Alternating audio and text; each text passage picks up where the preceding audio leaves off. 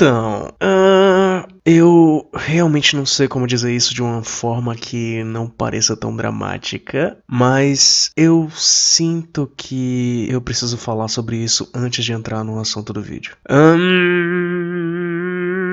Eu sofria bullying na escola quando eu era criança. Pá, é isso. Pois é, cara, eu era uma criança bem esquisita na época da escola. Eu passei boa parte da minha infância e da minha adolescência achando que alguma coisa estava muito errada comigo e que eu não conseguia me encaixar dentro dos padrões daquilo que era considerado normal para as outras pessoas. Bem, hoje as coisas melhoraram bastante. Eu não quero que você sinta pena de mim. Eu não preciso da sua pena, eu só preciso do seu like e da sua inscrição nesse canal. Já vai me ajudar muito. Por que eu tô falando isso? Porque eu quero contar uma historinha antes de começar o assunto do vídeo. Certo dia eu tava visualizando uma rodada de stories no Instagram, como todo bom desocupado, viciado em tela, e eu me deparei com um story da pessoa que fez bullying comigo durante 2 anos na escola.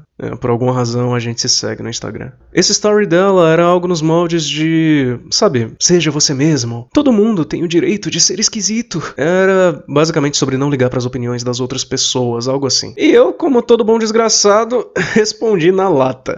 Eu não queria ter feito isso. Mas sim, eu respondi o story dela e eu falei, você fazia bullying com quem era esquisito. Foi a primeira vez que eu falei com um dos meus bullies em quase 20 anos. E na hora eu senti vontade de apagar, mas a pessoa já tinha visualizado a mensagem e se eu apagasse só ia deixar tudo mais esquisito. Então, cara, eu sentei e eu me preparei pra bomba atômica que eu tinha acabado de acionar e que estava prestes a explodir na minha frente. Now I am become death, the destroyer of worlds. Então, eu me surpreendi. O que eu recebi dessa pessoa foi uma longa resposta explicando toda a psicologia por trás do bullying que ela fez comigo durante tanto tempo. Ela falou que basicamente era uma espécie de mecanismo de defesa que ela desenvolveu para se proteger do bullying que ela mesma sofreu antes de me conhecer. E com isso ela descreveu detalhes de situações em que ela foi maltratada e ridicularizada. E ela disse que sentia muito, que isso tinha causado sofrimento a mim e yada yada yada. Pra terminar, ela também falou que nada disso era justificativa, porque não existe justificativa pra essas coisas, mas que ela tava só tentando explicar o que aconteceu entre a gente. Bem, eu respirei fundo e me preparei pra mandar ela ir pra aquele lugar, sim, aquele lugar mesmo, que eu não posso falar aqui no YouTube porque o vídeo acabou de começar e isso ia detonar o algoritmo, mas é aquele lugar em que você tá sentado em cima. Mas aí eu parei. Algo segurou os meus dedos antes que eu pudesse digitar o primeiro dos muitos insultos que me vieram à mente naquele momento. E aí eu lembrei de uma frase que eu vim ouvindo desde o início do ano, repetidas vezes e que veio ganhando cada vez mais significado na minha vida. A frase nem mesmo é em português, é em japonês, mas eu sabia o significado. O significado era: você não tem inimigos. Ninguém no mundo é seu inimigo. Não existe pessoa alguma que mereça ser machucada. Caramba, cara, de onde tava vindo isso?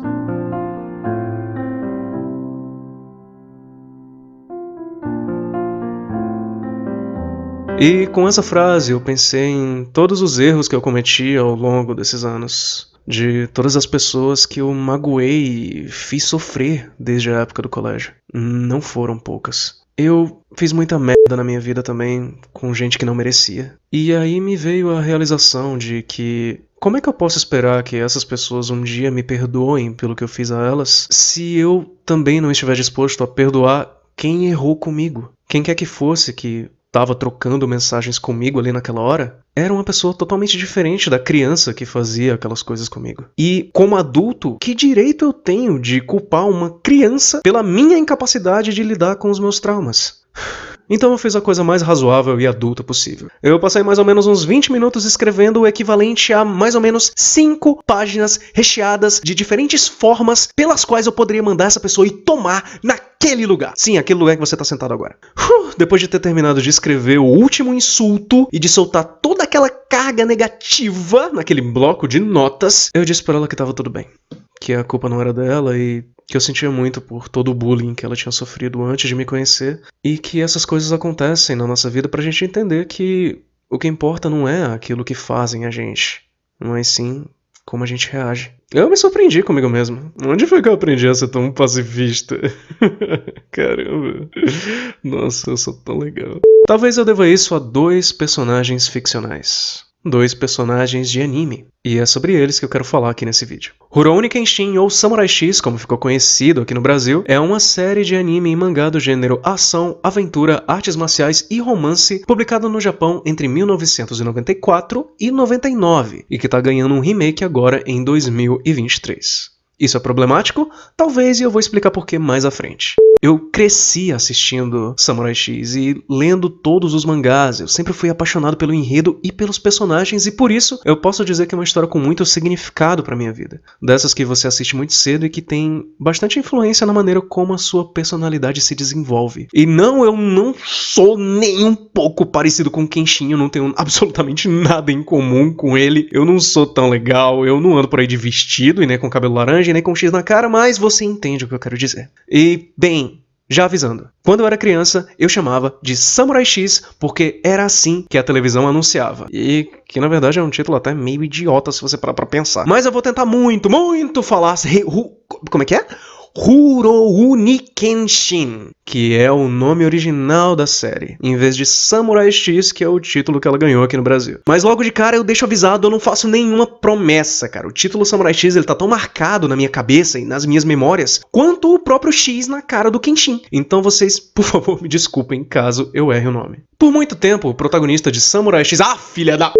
Por muito tempo, o protagonista de Rurouni Kenshin, o Kenshin Himura, ou Himura Battlesai, foi o meu personagem favorito de todas as histórias que eu já tinha lido até então. Eu era criança na época e acho que foi esse o meu primeiro contato com um tipo de personagem que ia se tornar muito atraente pra mim ao longo de todos esses anos e, inclusive, continua sendo até hoje. Esse tipo de personagem é o herói com um background sombrio e violento, com uma tragédia que atormentou seu passado e arrependimentos muito grandes que impulsionam ele a querer se tornar uma pessoa melhor e a se redimir pelos pecados que ele cometeu. Hoje em dia, com 31 anos de idade na cara, no ano de 2023, eu posso dizer que o meu personagem favorito de mangá e anime, no momento, é o Thorfinn de Vinland Saga. Em se tratando de animações ocidentais, eu tenho quase certeza que eu posso citar de cara o Zuko de Avatar: A Lenda de Aang. E com esses 2 exemplos, eu acho que dá pra perceber que eu tenho uma certa queda por personagens que cometem muitos erros no seu passado, reconhecem esses erros e decidem fazer uma grande mudança nas suas vidas pra pagar por esses erros. Talvez porque todos nós, seres humanos, fazemos muitas cagadas durante a nossa vida, principalmente quando você é novo, e a experiência de você se culpar pelos seus erros ou de você não conseguir se perdoar por eles, nem pelas pessoas que você magoou ou fez sofrer, eu acho que é uma experiência muito comum a todos nós, se você não for um psicopata, é claro. E eu não sei, quando esse conceito é traduzido numa narrativa e explorado através de um personagem, eu acho muito interessante. Excluindo um pouco o Zuko da jogada e focando só em Rurouni Kenshin e Vinland Saga, tanto o Kenshin quanto o Thorfinn fazem uma escolha parecida em suas jornadas. Depois de eles cometerem muitos atos de violência, ambos decidem nunca mais matar pessoas. Essa escolha é parecida, mas ela é explorada de maneira diferente em cada uma das histórias desses personagens. E é sobre isso que eu quero falar aqui. Eu diria que o Thorfinn é a evolução do personagem do Kenshin, mais aprofundada e adaptada para os nossos tempos. O que faz sentido considerando que Samurai X é uma série dos anos 90 e Vinland Saga de meados dos anos 2000 para os anos 2010. Eu também acho que o Thorfinn é um personagem com mais limitações, o que torna ele mais interessante para mim. Eu vou falar um pouquinho mais sobre essas limitações daqui a pouquinho. Então, tanto o Kenshin quanto o Thorfinn fazem uma promessa de nunca mais matar pessoas. Mas enquanto que o Kenshin não tem problema nenhum em descer a porrada nos seus inimigos quando é necessário, principalmente quando é para proteger as pessoas que ele ama, o Thorfinn vai um pouco mais além. O Thorfinn abdica totalmente do direito de machucar outras pessoas. Pro Thorfinn, não existem inimigos, assim como não existe pessoa alguma no mundo que mereça ser machucada.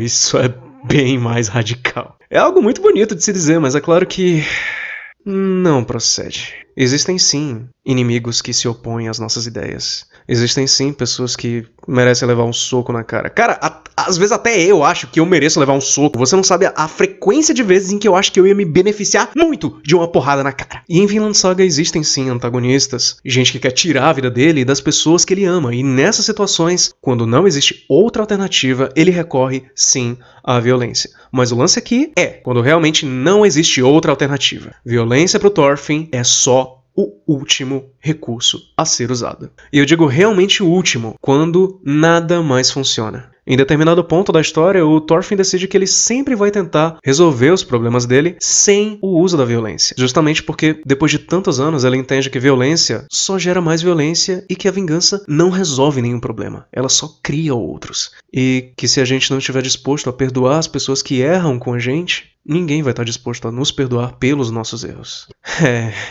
Esse personagem realmente vem me marcando muito desde que eu tive o meu primeiro contato com ele. Esse é um tipo de personagem bem atípico para um mangá de ação que se passa na era viking, onde a violência meio que fazia parte da vida das pessoas e era talvez a principal solução para qualquer tipo de conflito. Mas foi com isso que o autor, Makoto Yukimura, resolveu trabalhar. E eu acho que ele vem tendo um ótimo resultado. Eu não culpo outros autores que, assim como o Yukimura, quiseram falar sobre pacifismo em suas histórias de ação, mas não conseguiram ir tão longe como ele foi. E quão longe você pode estar se perguntando? Bem, eu tô falando da vez em que ele fez o personagem principal dele, o personagem principal de um mangá de luta, que por muitos anos foi uma história repleta de muita ação e muita violência, simplesmente jurar nunca mais machucar ninguém. Essa foi uma promessa feita pelo Thorfinn. Esse foi um momento em que o Makoto Yukimura disse na entrevista que o editor de Vinland Saga olhou pra ele, receoso, meio que com o cu na mão, e perguntou: "Cara, você realmente tem certeza disso, Yukimura-sensei?" Eu tô tentando imitar japonês, mas não, deixa eu fazer em português mesmo. "Você realmente tem certeza disso?" Essa pergunta foi feita logo depois de ele ter desenhado a cena e o editor ter visto. E o editor meio que queria alertar ele de que, cara, isso vai dar merda.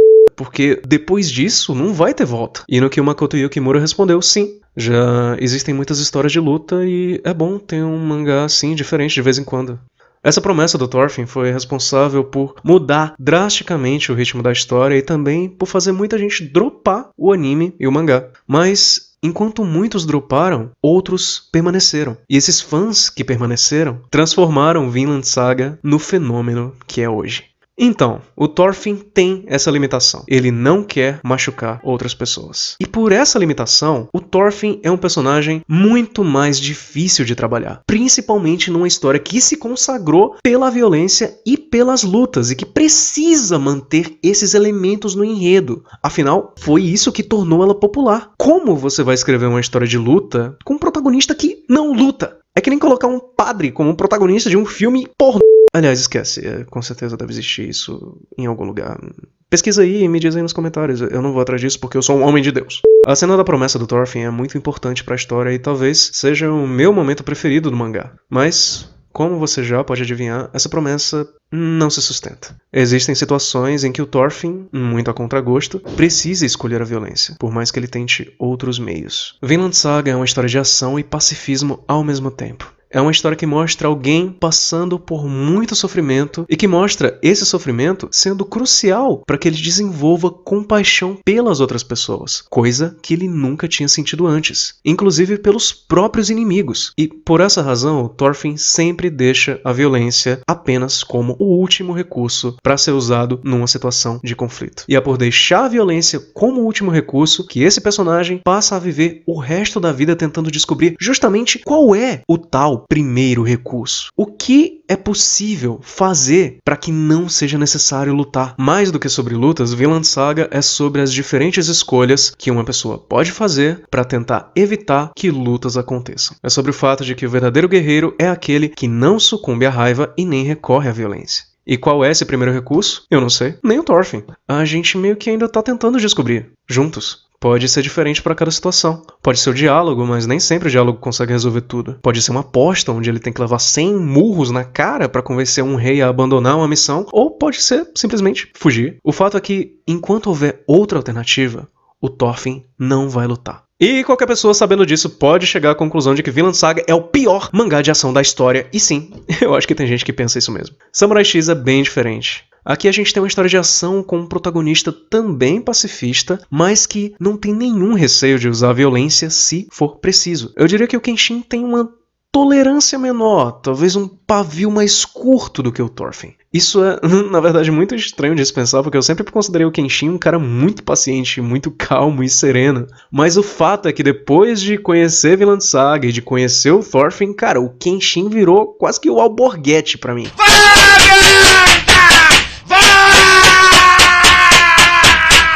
Enquanto Thorfinn tenta 1 milhão de outras coisas antes de partir pra porrada, pode ser diálogo, negociação, fuga, o Kenshin não tem a mesma paciência. O Kenshin fala uma vez só: não quero brigar, guarda essa espada. E espera a reação do cara. Se o cara insistir em brigar, ele briga e acaba com a raça do cara. Enquanto que o Thorfinn, ele ia tentar mais umas 2, 3 ou 4 vezes, e se nada desse certo, ele ia fugir. E aí, se não desse pra fugir, talvez ele levasse uma facada de propósito pra deixar o cara satisfeito e assim não ter que brigar. Mas aí, se o cara insistisse de novo, aí sim, ele ia brigar e ele ia acabar com a raça do cara. A única restrição do Kenshin é em relação a matar pessoas. E é por isso que ele carrega uma Sakabato, uma espada de lâmina invertida. E, sinceramente, cara, quando eu era criança eu tinha muita dificuldade pra entender exatamente o que isso significa.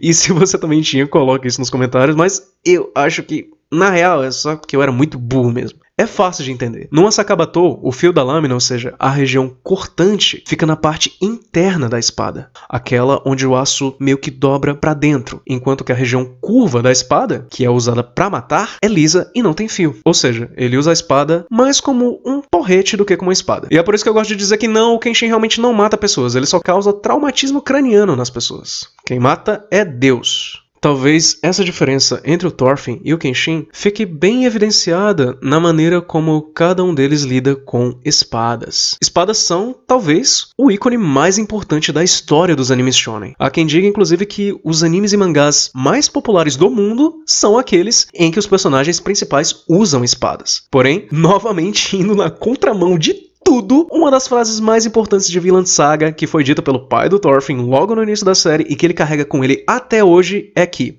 abre aspas, o verdadeiro guerreiro não precisa de espada, fecha aspas. E de fato, o Thorfinn se recusa a segurar uma espada, a não ser que seja absolutamente necessário. Enquanto que o Kenshin é bem o contrário. Numa era do Japão onde a casta social dos samurais tinha sido abolida, e por isso as pessoas estavam proibidas de andarem por aí carregando espadas, já que não existiam mais castas sociais, o Kenshin insiste em andar com a espada dele ainda na cintura. Isso chama muita atenção e gera muitos problemas pra ele, mas ele vai lidando com tudo isso um dia de cada vez. Uma coisa é certa, ele não vai ficar longe daquela espada, não importa quem dê a ordem. Isso acontece porque em nenhum momento o Kenshin se compromete a não usar uma espada, assim como o Thorfinn se comprometeu. O comprometimento do Kenshin é, em vez de usar a espada para matar, como ele fez muito no passado, assim como o Thorfinn, dessa vez ele vai usar a espada somente para proteger. Por isso é que a espada dele é uma Sakabato. E é aí que a gente vê o quanto as propostas dessas duas séries são diferentes, mesmo que parecidas. Eu, sinceramente, acho que Vinland Saga faz um trabalho muito melhor quando se trata de desenvolver um personagem pacifista que tem um passado sombrio, mas que se compromete a se tornar uma pessoa melhor. E a razão para que esse trabalho seja mais interessante em Vinland Saga, na minha opinião, é justamente a limitação do personagem principal. Ele não pode, ou melhor, ele não quer usar violência. Isso faz com que a resolução dos conflitos entre ele e os antagonistas da história se torne bem mais interessante, com ele tendo que encontrar outras soluções mais criativas que sejam diferentes de simplesmente tacar um porrete na cabeça do inimigo e causar um traumatismo craniano nele para Deus matar depois. As limitações do seu personagem principal são, geralmente, onde a sua história realmente acontece. Para corroborar isso, eu vou pegar emprestadas as palavras de um cara chamado Brandon Sanderson, que é um autor de fantasia que dá aulas de escrita criativa no YouTube. Você pode achar as aulas dele em inglês gratuitas, completas, para você assistir quando quiser. As limitações do seu personagem principal são, geralmente, onde a sua história definitivamente acontece. As melhores histórias sobre o Superman, por exemplo, não são aquelas que mostram como os poderes divinos dele são incríveis e conseguem resolver qualquer situação, mas sim, na verdade, aquelas que focam nas coisas que ele não consegue controlar. O Superman encontra um inimigo que bate mais forte que ele. Ah, meu Deus, e agora o que ele vai fazer? Um novo inimigo surge com Kryptonita. Ah, meu Deus, e agora o que ele vai fazer? Os poderes do Superman não conseguem resolver esse determinado problema. O inimigo é imune aos poderes do Superman. Ah, não! Meu Deus, e agora o que ele vai fazer? Quando você dá limitações a um personagem, isso cria perguntas e gera expectativas. E agora?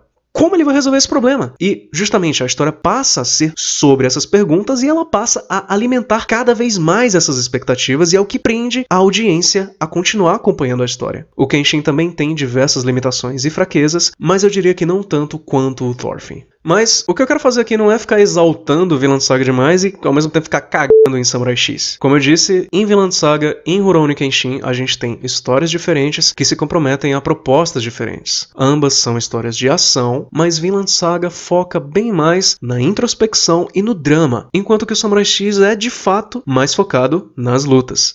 Se você invertesse os personagens, colocasse o Kenshin na era Viking e o Thorfinn na era Meiji, nenhuma das duas histórias ia funcionar muito bem, no sentido de que nenhuma delas ia conseguir cumprir bem a sua proposta. E apesar de eu amar a proposta de Vinland Saga, eu também quero apreciar uma boa história de ação com muitas lutas, e por isso eu assisto Rurouni Kenshin, por isso eu assisto Demon Slayer, por isso eu ainda assisto Dragon Ball Z e Yu Yu Hakusho. São só sabores diferentes de storytelling. Nenhum dos dois precisa ser considerado superior ao outro e cada um de nós pode ter a sua preferência sem precisar ser criticado. E, bem, eu acho que talvez seja a hora de falar sobre o elefante na sala, que sempre surge quando se trata de Samurai X. O autor, Nobuhiro Watsuki. Se você tá aqui vendo esse vídeo, você provavelmente já sabe o que aconteceu e que bom, porque assim eu não tenho que entrar em muitos detalhes em relação a isso. Eu realmente não quero falar sobre isso. Conversar sobre Samurai X ficou muito difícil e muito chato nos últimos anos por causa dessa questão. Parece que não dá pra falar sobre Kenshin, sobre a Kaoru, Yahiko, Sanosuke, Aoshi ou Shishio, todos esses personagens maravilhosos, sem ter que entrar nessa história horrível do crime cometido pelo criador de todos esses personagens. E sobre como ele não foi punido apropriadamente e tá até hoje aí recebendo grana por Samurai X. Eu não sei como funcionam os ganhos do Nobuhiro Watsuki. Eu não sei se é a base de royalties ou talvez venda de direitos. Eu confesso que eu sempre fui muito ignorante em relação a essa parte específica do mercado de quadrinhos japonês. Mas, por via das dúvidas, eu não estou assistindo ao remake de Samurai X por meios oficiais. Isso me deixa triste porque eu sei que tem 1 milhão de pessoas envolvidas nesse projeto, entre roteiristas, diretores, produtores animadores, designers de som, compositores, pessoas que não tiveram nada a ver com o crime desse cara e que dependem dos seus empregos pra sobreviver. Mas eu, sinceramente, não sei muito o que fazer além disso. De qualquer forma, eu também não pretendo acompanhar a continuação de Rurouni Kenshin que está sendo publicada atualmente. Sim, você ouviu certo, por acaso você não sabia disso. Desde que o desgraçado saiu da cadeia e se viu pobre depois de ter que pagar toda a fiança que ele pagou. Falou de, meu Deus, eu tenho conta pra pagar! Ah é, eu fiz Samurai X, hora de mamar nessa teta de novo! Eu não vou ler esse tal arco de Hokkaido, a não ser que me digam que ele é muito bom e mesmo assim, se for pra acompanhar, eu também não pretendo fazer isso por meios oficiais. A última coisa que eu quero fazer é colocar dinheiro na mão desse cara, sinceramente. Por outro lado, eu gosto muito da ideia de você saber separar a arte do artista. Eu acho que você pode sim apreciar um trabalho que toca o seu coração sem necessariamente ter que reverenciar a pessoa por trás da concepção dessa obra. E também sem precisar dar dinheiro pra ele caso você tenha meios alternativos de consumir essa obra. Eu não sei quem é Nobuhiro Watsuki. Eu não me importo com Nobuhiro Watsuki. Eu me importo com Samurai X e eu me importo com Kenshin Himura, que é um dos melhores personagens principais e um dos protagonistas mais fascinantes que o mundo dos animes e mangás já viu. E é por isso que eu tô assistindo o remake da série, novamente não por meios oficiais, que por enquanto tá se mostrando cada vez melhor a cada episódio. E sim, eu já ouvi gente falando sobre a animação, sobre que ela não tá tão boa assim, que parece meio barata, meio mal feita, e realmente não dá pra discordar. Apesar dessas críticas, eu acho que o roteiro tá sim muito bom, como sempre foi, foi, principalmente porque dessa vez a gente tá seguindo o mangá de maneira fiel. Fizeram meio que um Fullmetal Alchemist Brotherhood, ou Hunter vs Hunter 2011 aí do mangá de Samurai X. A versão dos anos 90 tinha algumas adaptações meio idiotas pra deixar a coisa menos pesada, eu acho. Eu lembro vagamente, por exemplo, que tinham lá duas crianças na história que eram as irmãs da Kaoru, que não existem no mangá e, sinceramente, não tem motivo nenhum pra existir no anime, exceto pra ter criança na história fazendo coisa de criança na tela, sabe? E assim, eu acho que deixar o negócio, sei lá, menos sombrio e mais amigável pra criança, eu não sei, cara. Eu nunca entendi por que aquelas duas pivetas estão ali. Mas aqui no remake não, a gente tem sim a história sem essas idiotices, inclusive colocando, logo no primeiro episódio, elementos que os fãs do anime não conheciam e que deixam a história mais sombria e mais interessante logo de cara. Os episódios estão cobrindo bem todos os pontos-chave da história do mangá e os personagens estão sendo sim muito bem apresentados e muito bem desenvolvidos. Eu fiquei muito mais apegado ao Yahiko, por exemplo, aqui nos 2 episódios em que ele foi introduzido do que em todos os episódios que eu lembro de ter visto dos anos 90. Eu sempre vou preferir 1000 vezes um roteiro bom com uma animação pobre do que o contrário, uma animação incrível trabalhada para um roteiro merda. Se existe uma verdade absoluta no meio audiovisual é que não tem direção ou produção nenhuma que salve um roteiro ruim. É por isso que as greves de roteiristas são tão impactantes e é por isso também que atores em Hollywood têm agentes que selecionam muito bem os projetos em que eles se envolvem, porque eles sabem que um roteiro ruim pode acabar com a carreira de um ator. Pra quem não conhece Rurouni Kenshin, fica a recomendação. Se você curtiu Vinland Saga e principalmente se você sentiu falta da ação que era tão presente na primeira temporada, mas que foi meio que deixada de lado na segunda para desenvolver melhor o personagem do Thorfinn, eu acho que você também vai gostar muito. E fica a dúvida, quem venceria um duelo entre Kenshin Himura e Thorfinn Karlsefni? Eu acho que ia ser uma disputa para ver quem dava a primeira porrada, né? Eles iam ficar lá olhando um pro outro, decidindo as maneiras diferentes que eles poderiam se tornar amigos, talvez. Ou talvez a competição seria para ver quem apanha mais de mulher. Kenshin apanhando da Kaoru contra o Thorfinn apanhando da Ylva. Os dois a 80 km, quem termina mais estrupiado? Cara, quem sabe eles podiam competir em, sei lá, em trabalhos domésticos. O Kenshin lavando a roupa e o Thorfinn capinando um lote. Os dois a 80 km. Quem termina a sua tarefa primeiro? Gente, muito obrigado por terem assistido até aqui. Se você gostou, por favor, deixa a sua curtida, que ajuda a gente demais. E se você quiser ver mais conteúdo assim na sua timeline, por favor, se inscreve no canal. A gente se vê na próxima.